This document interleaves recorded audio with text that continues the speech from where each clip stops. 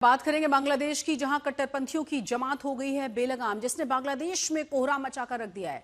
कट्टरपंथियों के सामने यूनिस सरकार पूरी तरह से फेल नजर आ रही है।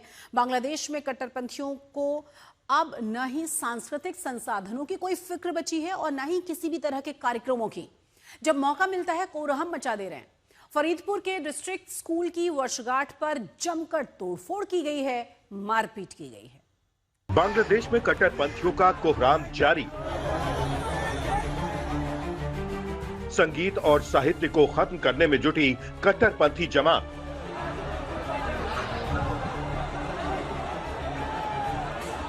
सांस्कृतिक संस्थानों से लेकर कॉन्सर्ट तक कट्टरपंथी हमले जारी।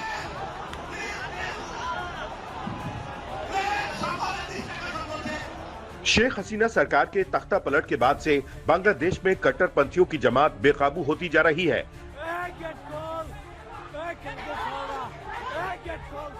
ब्रिटिश शासन में बने स्कूल के कॉन्सर्ट में कट्टरपंथियों ने जमकर बवाल मचाया।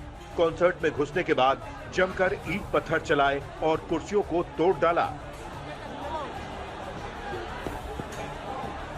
फरीदपुर के डिस्ट्रिक्ट स्कूल में रॉकस्टार जेम्स का कॉन्सर्ट होने वाला था और रॉकस्टार जेम्स के पहुंचने से पहले ही कट्टरपंथियों ने जमकर तोड़फोड़ की और स्टेज पर कब्जा करने की भी कोशिश की।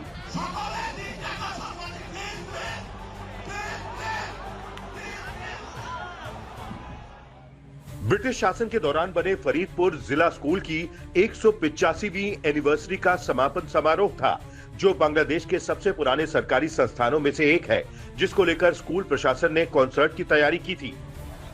तोड़फोड़ और बवाल के बाद कॉन्सर्ट को रद्द करना पड़ा।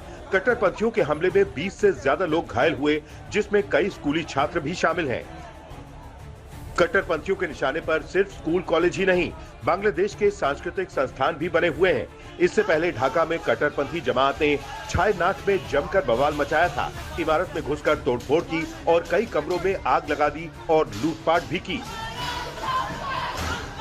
कट्टरपंथियों ने कई ऐतिहासिक दस्तावेजों, किताबों और कलाकृतियों को आग के हवाले कर दिया।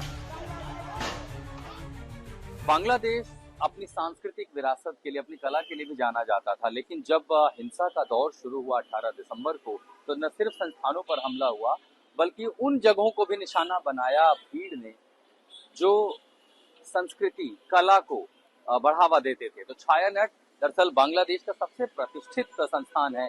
बड़े बड़े गायक यहाँ से निकले हैं और आप देखिए नजरुल इस्लाम जैसे कवि, जिन्होंने 3000 से ज्यादा रचनाएं की हैं। बांग्लादेश के ऐसे कवि, ऐसे गीतकार जो प्यार को बढ़ावा देते हैं। दरअसल फंडामेंटलिस्ट जो है, उनको लगता था कि ये तो एंटी इस्लामिक है, इस्लाम के विरोध, और इसीलिए जब भीड़ आई तो उन्होंने इस जगह को निशाना बनाया। वहां पर शीशे तोड़ दिए इस इमारत के पूरे, अंदर सब कुछ तहस नहस कर दिया, जो इंस्ट्रूमेंट थे उसको तोड़े। अभी भी हिंसा के कुछ निशान, यहाँ भी आगजनी की करने की कोशिश की, लेकिन आगजनी वो कर नहीं पाए।